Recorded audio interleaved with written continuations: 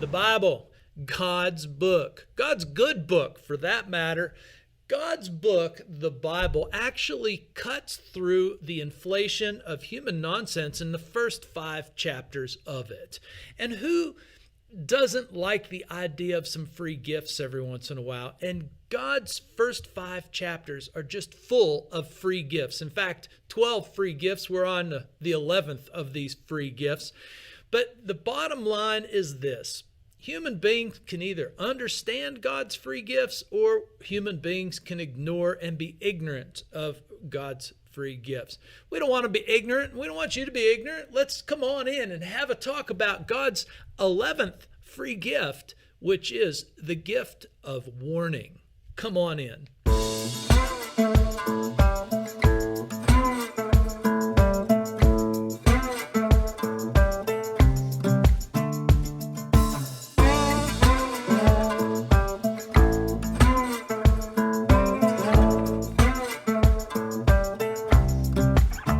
Welcome to the Biblical Channel. Always glad that somebody's willing to talk about God and think about God and bring God's thoughts into their lives. And I guarantee, man, these thoughts, these thoughts here that God gives us, they are the substance of something to believe in. More on that in a minute.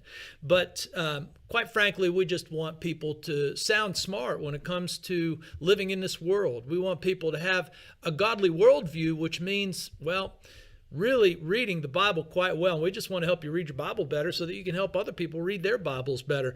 And we, of course, want you to share what we do with more and more people if that's your thing. And so hit the like, hit the send, move it along in any way possible. But if you just want to move it along by making yourself sound great, if this helps you to be the smartest person in the room, we're happy for that. Don't give us any credit. We're not looking for credit. We're looking for just help. We just want to help people.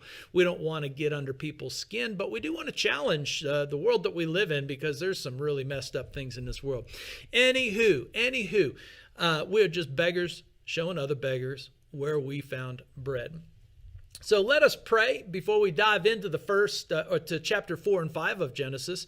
And let's just pray the way the Lord Jesus taught us how to pray. Father in heaven, hallowed be your name. Your kingdom come, your will be done on earth as it is in heaven. Give us this day our daily bread. Forgive us our trespasses as we forgive those who trespass against us. Lead us not into temptation, deliver us from evil. That is the rub. Thank you, Lord. Help us to understand. Help us to be aware. Help us to love you. Help us to like you. Help us to be brave in what I would consider a pretty weak world. But this weak world seems to get the best of us. Anyhow, let's move on. So Genesis chapter 4 and 5 is where we're going to be. Too long for us to do in a single reading. I feel I'll put you to sleep. So we'll tackle it one section at a time. But before we get into, the reading and then talking about the Bible, which is quite simply what we do. We just read the Bible, talk about the Bible, read the Bible, talk about the Bible, and we're just people, man. I guarantee I am the most average, and maybe even a little bit below average when it comes to being a human being. Nothing special here, but it's God who makes us special. And if we listen carefully, we can become very special to him. And it's not that hard. Let's just listen to the storylines. So Genesis chapter 4 and 5, I will categorize as a gift from God in the context of warnings. And warnings come from love. There is no such thing as a warning or taking the time to give a warning without some sort of love being the framework of the warning. I get it. Some people go past the mark and make it weird, but God doesn't. This is a serious warning out of God's love. Chapter 4 and 5 of Genesis. And chapter 4 and 5 of Genesis, man, I'm surprised HBO hasn't picked up on it as a series, because it's got all kinds of sex in it. Sex, lies, murder, more sex, music, technology, polygamy, cities being built, bullies, more sex, and finally, hope. Well, that's where we're going to travel in our course of looking at this. And speaking of course of looking at something, let's remind ourselves too that if you're going to get these chapters of Genesis correctly, you got to think I think about the Declaration of Independence, which begins with the words "when" in the course of human events. And one of the reasons why I really like the Declaration of Independence is because those who wrote it, Thomas Jefferson and the gaggle of dudes, I guess they were white guys. Anyhow, those guys that wrote it were giving an apology or giving an explanation of what was about to happen and what they expected to do if they won this thing called the Revolutionary War. And in a very similar way, we've got to keep that in mind, that Moses is writing this to his audience first to catch them up to speed on why God is, who God is and why God is bringing them out of Egypt and what God intends for them to do and what God intends for them to know. So the context of these passages is giving the Hebrews and Moses a really correct understanding of God, themselves, and the world that they live in. The hope is to start the process of knowing God correctly. And that is still the hope that the Bible has for us, is that we would know God correctly. God does not leave us silent and guessing. He leaves us with a clear understanding of who he is, and that's for us too. We've got to remember, he's speaking to them first and then to us. Well, and us, of course. So anywho, let's dive into this. And before we dive into this section, I think there is a relevant conversation, and I'll let you be the judge as to how relevant you think this is. But I've got an observation as to why Genesis chapter 4 and 5, and let's be honest, why Genesis chapter 1, 2, 3, 4, and 5, and let's go on to 6, 7, 8, 9, 10, and 11, are so problematic for our modern ears, I suppose. As modern people, how do we see ourselves, and why do we have trouble with this text?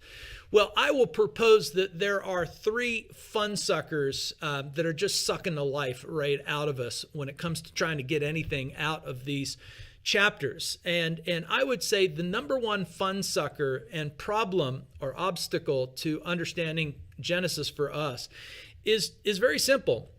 And that is the modern man and woman simply believe that believing in themselves is the most important thing. I believe in myself is the cry of the modern generation. I believe in myself, and we are promised, and we promise our kids in schools, that if they just believe in themselves, that, well, they'll be very successful. And I would say this: believing in yourself isn't really saying much nor doing much. In fact, I would say the craziest people on the planet that I've had exposure to, and I know quite well, they believe in themselves. And in fact, they say it all the time. I even know people that, in my eyes, they're just crazy. I try to stay away from them because they're just crazy. And they actually have tattoos on themselves that talk about knowing themselves and believing in themselves and know your truth. These are the cries or the mantras of our current generation. And I think we just got to be honest and say, I don't think we're saying very much. In fact, the whole idea of complete self-confidence, believing in yourself, I think it's a weakness.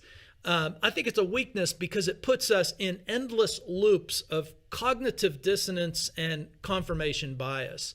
We create for ourselves, when we believe in ourselves, we create for ourselves a little echo chamber that we just simply can't get out of, and the only voice that we really hear is ourselves. I think we're going to need to widen our perspective, because my perspective is the people who are yelling the loudest about believing in themselves are actually the narrowest, intolerant, ignorant, arrogant, unimaginative, and unforgiving people that I have met. And that's just the truth of it. And I like them. I'm not a hater. I try to, work with them, but that's my perspective. Those who are yelling the loudest to believe in yourself are actually the narrowest and most intolerant people that I keep meeting. And so one of the things that's under attack is imagination itself by this kind of thinking.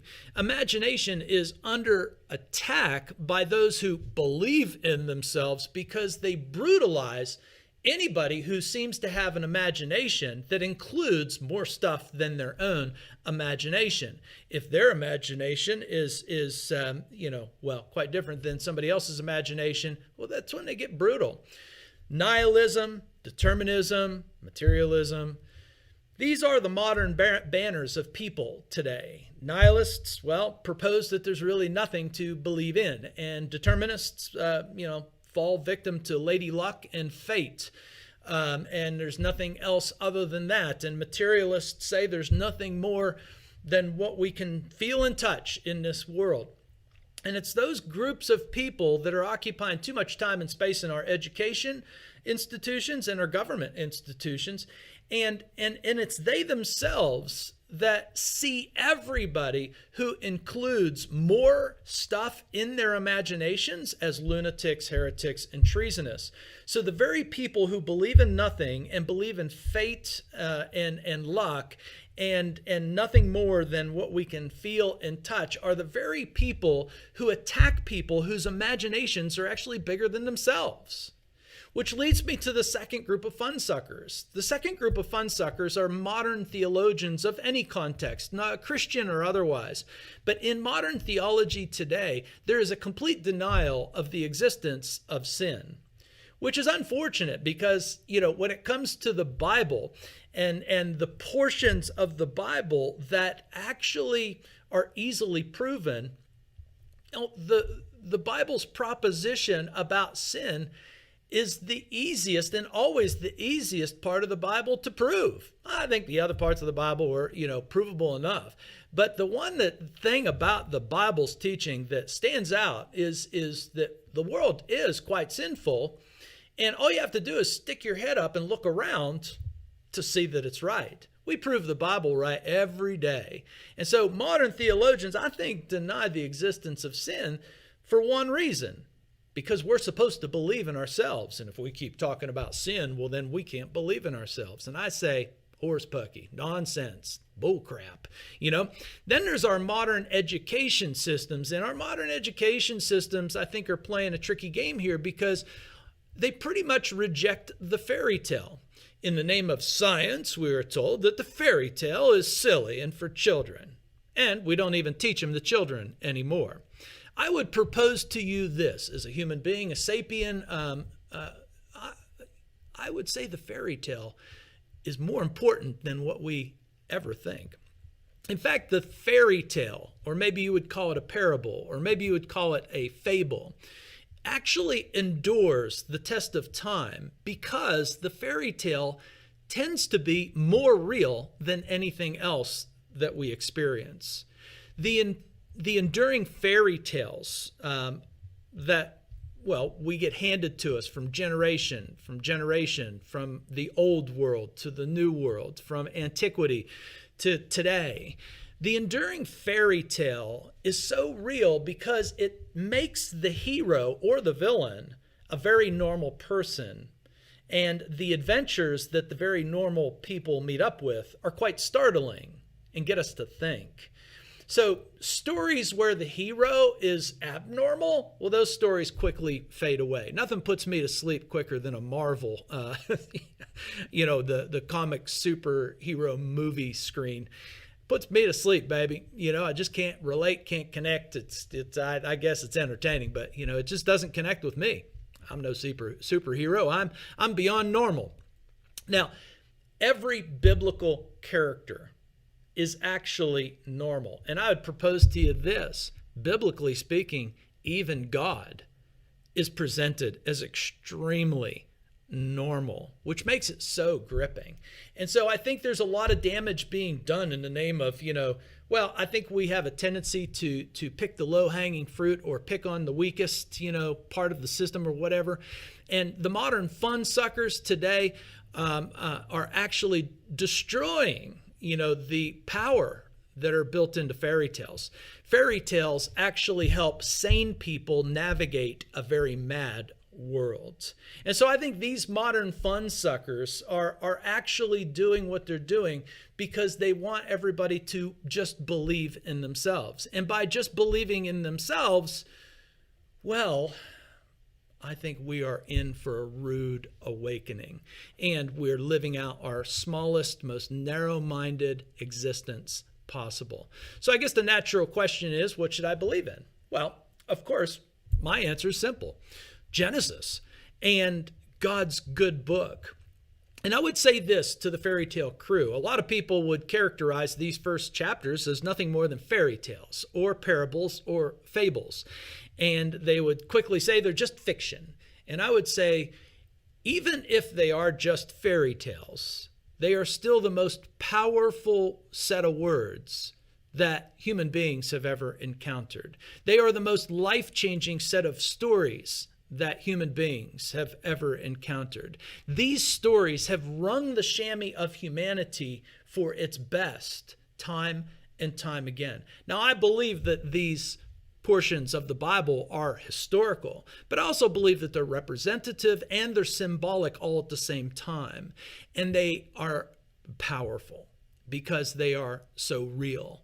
And they have endured the test of time. And if you dismiss them, well, you're running a risk for your own existence. That's my point of view. Hey, you can disagree with me all you want. That's fine. Anyhow, let's jump into the text. Man, I've taken a long way to, around my elbow to get to my butt, as they say.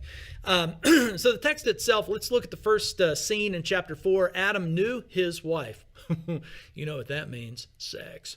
The Bible encourages modesty when talking about sex. Anyhow, Adam knew his wife, meaning they had sex, and she conceived and bore Cain, saying, I have gotten a man with the help of the Lord. And again, she bore his brother Abel. Now, Abel was a keeper of the sheep, Cain a worker of the ground. In the course of time, Cain brought to the Lord an offering of the fruit of the ground. Abel also brought of the firstborn of his flock and of their fat portions. And the Lord had regard for Abel and his offering. But for Cain and his offering, he had no regard.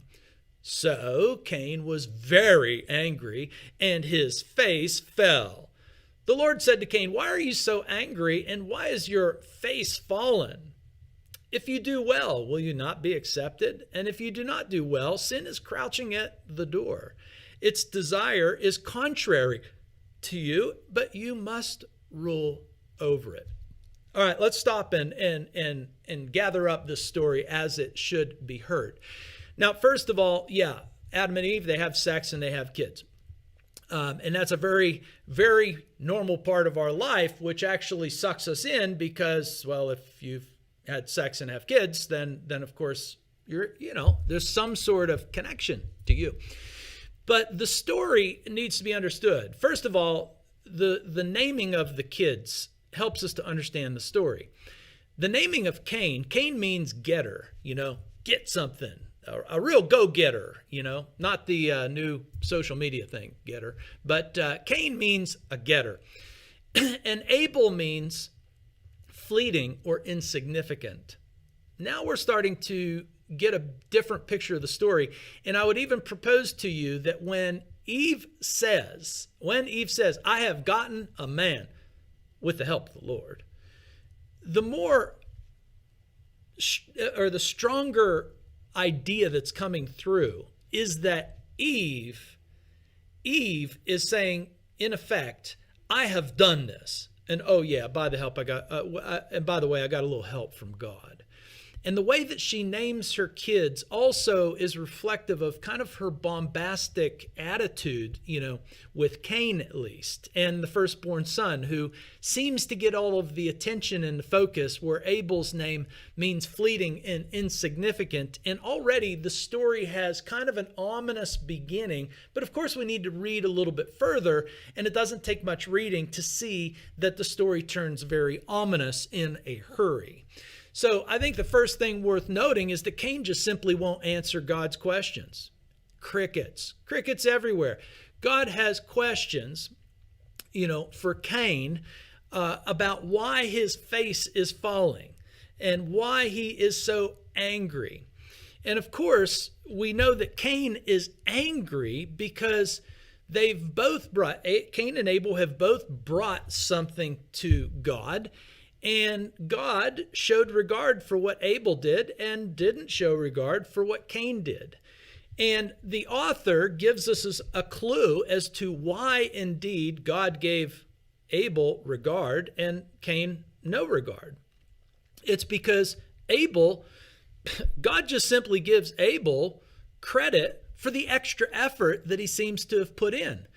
Abel brings of the firstborn. Abel brings of the fat portions, which, from a human point of view, this is the best stuff. So Abel brings the best stuff to God, whereas Cain just brings some stuff to God. It's not that, it's not that a barbecue is better than a salad. That's not what's going on. What's going on here is that Cain just brings something. And we wonder if Cain has just brought something because he feels like he's obligated to. Not because he likes God or not because he loves God. Just because he feels like, well, it's what I'm supposed to do. And Cain, the getter, doesn't want to give much up. And so he keeps what seems to be the best for himself, and he gives the Lord a little chump change, which is the way his mom sounded when she said, "I've gotten a man," with the help of the Lord. It's kind of an add-on, and Cain's offering seems to be a bit of an add-on. It's very important that you don't make up a part of the story and then imagine that God scolded Cain. God does not scold Cain. He just simply gives Abel credit for some extra effort. And that's what makes Cain mad. Cain's anger is all about the credit that Abel gets for his extra effort, his, good effort. God doesn't put Cain down. He just gives Abel some attention for the extra effort that he put into it. And I think it's just simply fascinating because in this, you and I both know that people who don't do their best, listen, I teach 13-year-olds. I see it every day. People who don't do their best are angered by people who do their best. It's what I see in politics. It's what I see in education. It's what I see in the world around me everywhere. Jealousy and spite come from people who don't do their best towards people who are doing their best. And strangely enough, we have now developed a society that seems to celebrate and reward those who don't do their best more than people who do their best. It's a very strange time, I think, that we live in. And when you're angry and when your face is fallen, the modern vocabulary or the modern slang for that is being butthurt. And Cain is nothing more than someone who gets butthurt. And what's he butthurt over? Someone doing better than Cain. That's all. And it's not that Cain couldn't do better. It's that Cain didn't want to do better. And he's mad because Abel's getting attention. All right. So God reminds Cain, though, in this, even though Cain is silent and won't answer God's questions. Why are you angry? Why is your face fallen? And then he says, if you do well, will you not be accepted? God is reminding Cain of his God-given rule to actually rule over evil. When God says that if you don't do well, then sin is crouching at your door.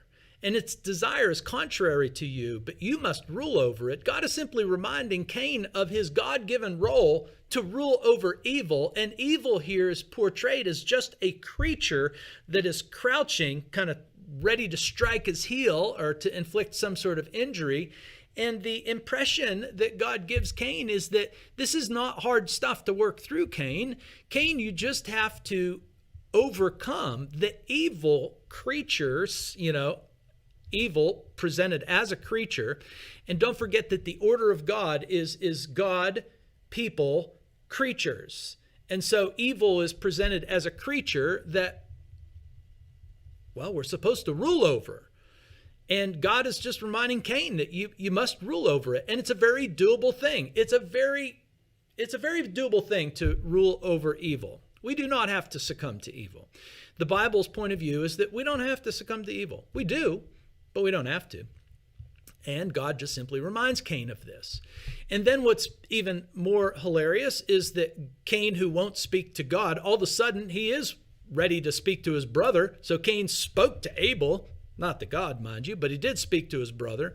And when they were alone in the field, Cain rose up against his brother and he killed him. Why? Jealousy and spite. There's no good reason. Abel, the innocent, nice guy, it seems like, well, is killed by Cain for no good reason. So Cain, who won't speak to God, will speak to his brother, and we can only imagine what he was saying to his brother. You dirty, rotten scoundrel, you got me in trouble. And Abel's like, I didn't get you in trouble.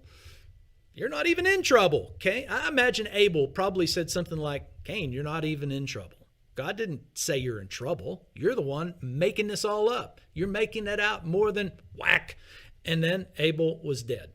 See, Cain won't speak to God, but his actions, when he speaks to Abel, they sure are louder than his words. Abel's dead. And it is a bit comical and hilarious if you have a sense of humor, because it's hilarious because I still find the most common response of the guilty is exactly what Cain says, and that is, I don't know. Nothing is more infuriating as a teacher of 13-year-olds than trying to get to the bottom of something and they just say, I don't know. It's genius, really, on the other end. You know, like Cain's answer is still pretty genius to try to put the onus onto the other person, or, you know, in this case, God, to explain themselves rather than to explain yourself. Cain doesn't want to explain himself, and so God takes the opportunity to explain himself. And it's even more bombastic after, you know, God says, what have you done?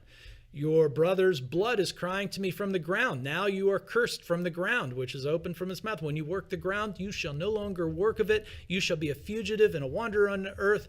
Cain said to the Lord, my punishment is greater than I bear. Behold, you have driven me away today from the ground and from your face, and I shall be hidden. I shall be a fugitive and a wanderer on earth, and whoever finds me is going to kill me. And the Lord said, not so.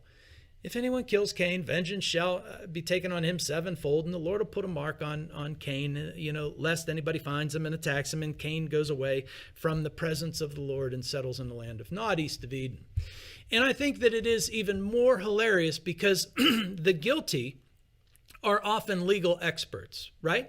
And so Cain here is now a legal expert on what is fair and what is not fair, which is 100% exactly the way we behave as human beings. And Cain also hilariously seems to want a keeper for himself. He is now mad that he doesn't have a brother's keeper.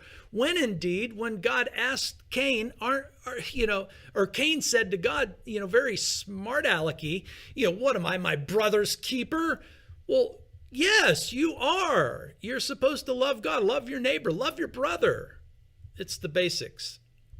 And now Cain, being butthurt and lashing out at God in his bombast, seems to want somebody to be his keeper when he very clearly didn't want to be anybody else's keeper, which once again is exactly the way this world operates.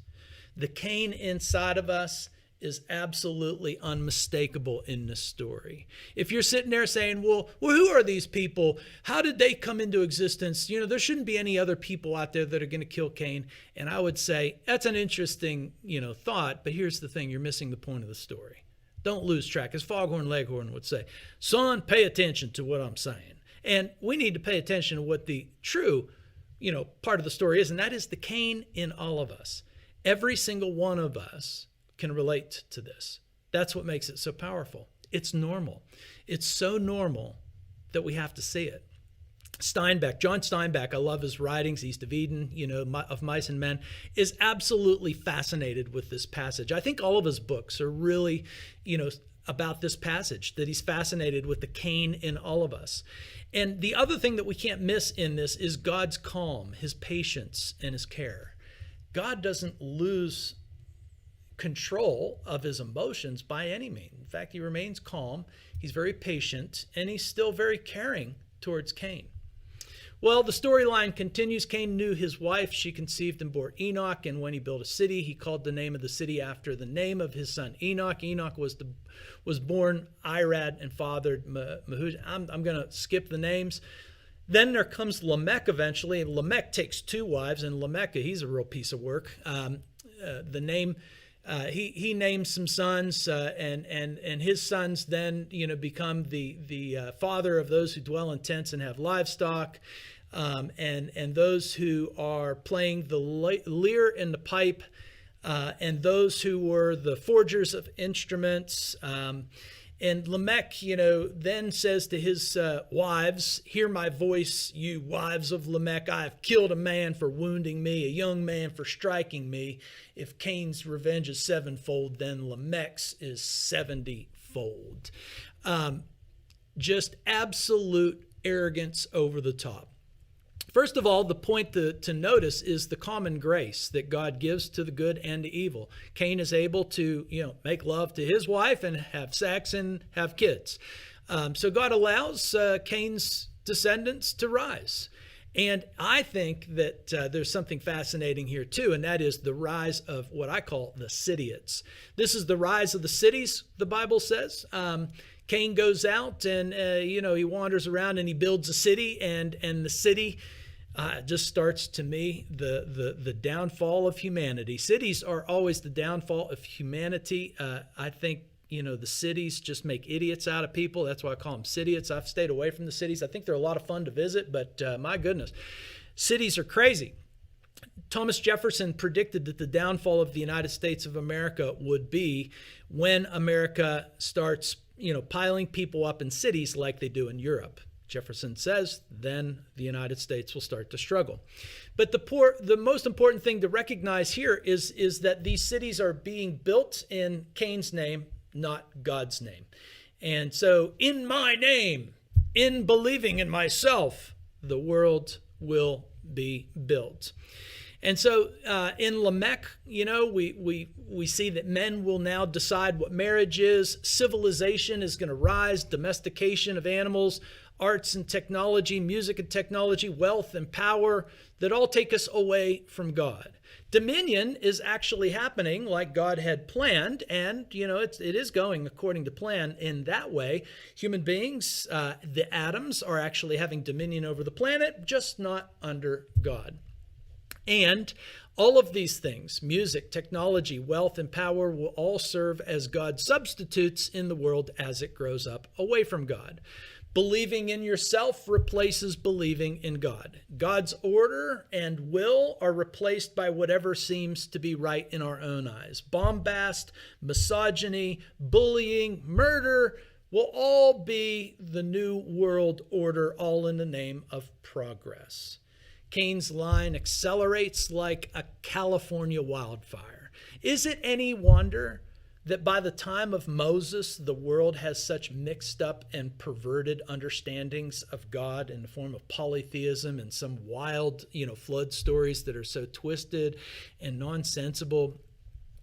Well, that's how it ends. And it gives us a clear idea that the world is the way it is because, Cain's line grows like wildfire. But the good news is that Adam and Eve do know each other again. They have more sex, and they have a new son, to replace Abel. And this time when Eve speaks, she says it a lot better. She says, "God has appointed for me another offspring instead of Abel, for Cain killed him." She seems to have better perspective here with Seth, and there is hope in Seth's line.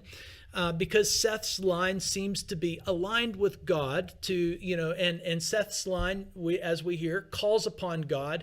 And there's a relief in this, that there is going to be some sense of normalcy in the world because there are going to be those who are aligned with God, call upon God, and walk with God.